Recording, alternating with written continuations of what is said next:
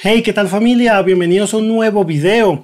Hace un tiempo traje al canal una consola retro, posiblemente la más pequeña del mundo, y la verdad me encantó. Y para este video concretamente he vuelto a comprar la consola ya que ha salido una nueva versión, es decir, una versión más actualizada, como sería esta Game Stick. La referencia concreta, bueno, la puedes conseguir como X2 Plus, GS Pro, entre otros nombres, pero lo realmente importante es que dentro de este pequeño cacharrito vamos a tener más de 40.000 juegos y que además corrige ciertos fallos que tenía la primera versión que traje. Y si eres tan amante a los juegos retro al igual que yo, posiblemente sea un cacharrito que debas tener en casa.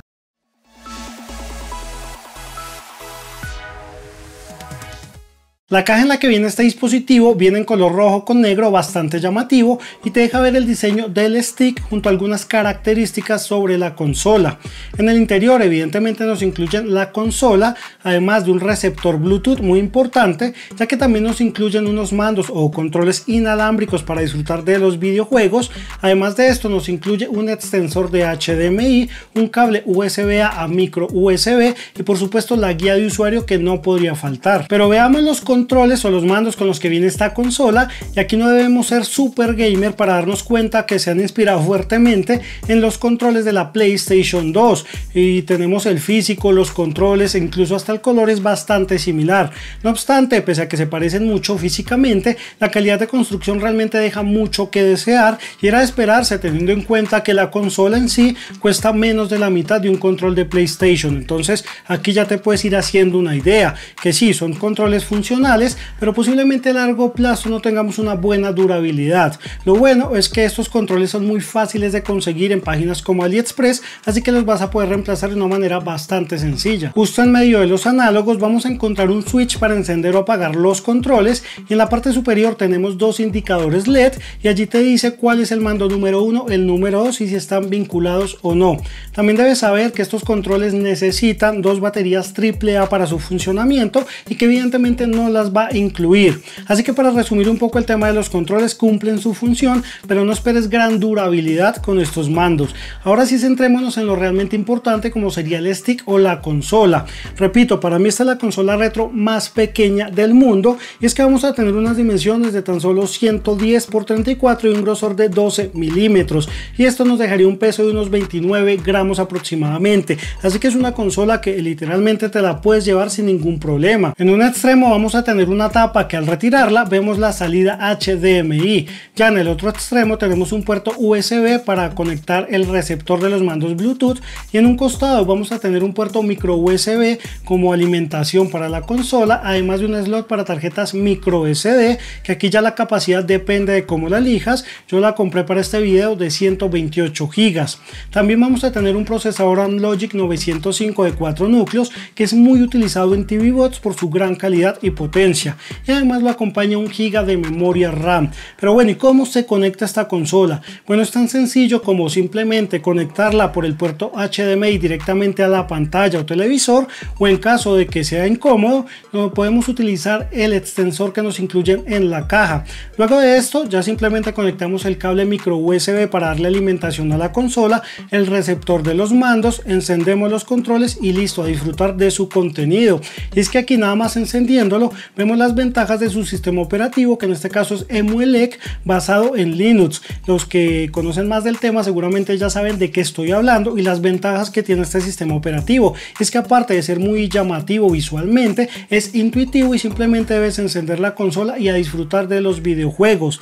Este es un sistema operativo que, aunque ya viene precargado para solamente disfrutar los juegos, también te permite hacer ciertas configuraciones ya de acuerdo a cada uno. Pero no solo esto, también tenemos algunos temas para poderlos modificar y darle una apariencia visual diferente a la consola. Repito, aquí ya es cuestión de ir cacharreando, cada uno puede ir modificando ciertas cosas o simplemente dejarla como viene de fábrica.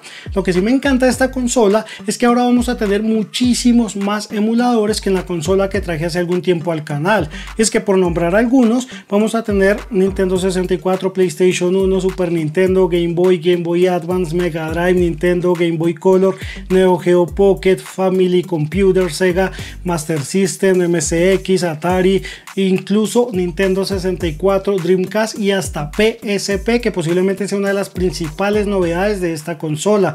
Sí, seguramente no te nombré todos los emuladores, pero ya te puedes hacer una idea de qué esperar en este pequeño dispositivo. En este momento seguramente te voy a dejar ejemplos de algunos juegos y cómo mueve esta consola los emuladores, pero la verdad no me quiero extender demasiado y mostrar emulador por emulador, pero lo que sí te puedo decir es que, por ejemplo, para consolas de 8 y 16 bits no le falta potencia en lo absoluto, y por el contrario son emuladores que va a mover casi que perfectamente. Y cuando digo casi me refiero a que he encontrado un pequeño fallo que no es grave, pero sí me parece importante mencionarlo. Y es que, por ejemplo, si entra un juego, yo que sé, de Pokémon de Game Boy, tiene los controles mapeados de cierta manera, puede ser en el orden oficial, pero cuando salgo de este juego e ingreso a otro juego de la misma consola, ya los controles están mapeados de forma diferente, que si esto no es grave, ya que te acostumbras y ya está. También probé muchos juegos de arcade y la experiencia fue muy buena. Aquí no encontré prácticamente ningún fallo que es importante de mencionar,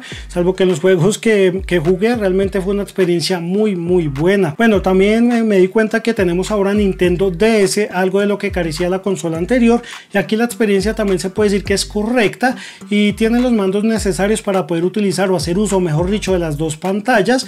Y aquí, dependiendo qué tipo de juego, alguno va a funcionar más fluido que otros. Ahora vamos a subir un poco el listón y hablar de algunas consolas más conocidas, como por ejemplo PlayStation 1, Sega Dreamcast y Nintendo 64, que estos dos últimos no los tenía la consola anterior, así que podemos ver que evidentemente ha evolucionado para bien. En PlayStation 1 vamos a tener una experiencia, diría que fantástica, para mí es perfecta, probando la mayoría de títulos como Bloody Roar, Crash Bandicoot, entre muchos otros títulos, y aquí no tuve realmente inconveniente para poder disfrutarlos. Diría que aquí la emulación es casi que perfecta. Cuando pasamos a lo que sería Nintendo 64, ya se sabe que aquí causa bastantes problemas en muchas consolas o incluso en los teléfonos, y no es para menos, ya que es muy difícil de emular.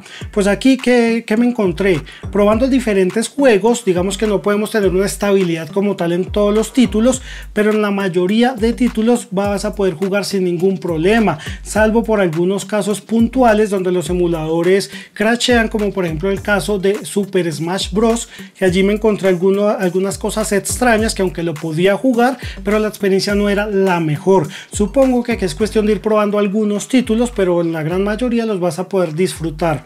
En Dreamcast también me gustó echar varias partidas a lo que sería el Virtual Tennis o también a lo que sería Crazy Taxi, que es un título que me gusta bastante, y aquí realmente no tuve ningún problema con estos dos títulos, pero en Crazy Taxi en algunos casos puntuales hay como un bajón de frames importante y vuelve y retoma, pero sería como lo único que me encontré. Pero en la mayoría de títulos también debo decir que la experiencia es bastante decente. Ahora vamos a hablar del emulador que posiblemente crea demasiado hype y que hace que sea muy interesante esta consola, como sería el emulador de PSP. Realmente no tenía demasiadas expectativas, y es que nada más abriendo el emulador te vas a encontrar títulos interesantes como por ejemplo el God of War, un título AAA muy difícil de emular. Pues bien, una vez abres este juego te das cuenta que evidentemente no es capaz de moverlo fluidamente, y aunque tiene la resolución al mínimo, a lo máximo que puedes aspirar llegar en algunos casos concretos es hasta 20 cuadros por segundo, así que no vamos a poder disfrutar de este juego de ninguna manera.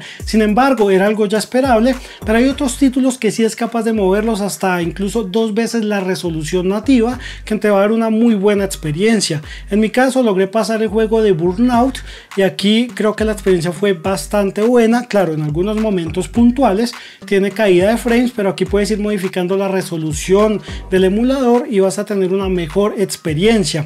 También es importante que sepas que los primeros 10 títulos aproximadamente son títulos en 3D que podrían llamarse exigentes, incluyendo hasta el GTA, pero de ahí en adelante tiene casi 100 juegos que son solamente minijuegos en 2D que realmente no merecen para nada la pena. Lo interesante es que puedes cambiar juegos juegos, eliminar o poner los que tú quieras, pero ya el simple hecho de que puedas jugar algunos títulos de esta maravillosa consola hace que esto sea muy interesante. Para ir resumiendo un poco el tema de la emulación, este pequeño dispositivo es capaz de emular perfectamente el 95% de emuladores que nos incluyen, y a algunos le cuesta un poco más, como 64 PSP, pero claro, no es que ya directamente no funcione para nada, sino que a algunos títulos le cuesta. Aún así, por lo que cuesta este pequeño dispositivo, me parece que es una joyita literalmente. Y es que ojo al precio, porque a la fecha de grabar este video tiene un precio de 159.000 pesos colombianos, lo que en dólares sería aproximadamente unos 34 dólares. Así que es un precio muy atractivo, siempre y cuando evidentemente tengas en cuenta lo que te menciono en el video, incluyendo la baja calidad de los controles. Pero como siempre, que en la descripción te dejaré el enlace de compra por si deseas echarle un vistazo. Y sin más que añadir, familia, déjame saber aquí en los comentarios qué te parece esta consola. ¿Te la comprarías o crees que no merece la pena? Así que hasta acá este video, espero les haya gustado. Si es así, no olviden seguirme en Facebook e Instagram, déjenme su super like, suscríbanse y nos vemos en el próximo video. ¡Chao!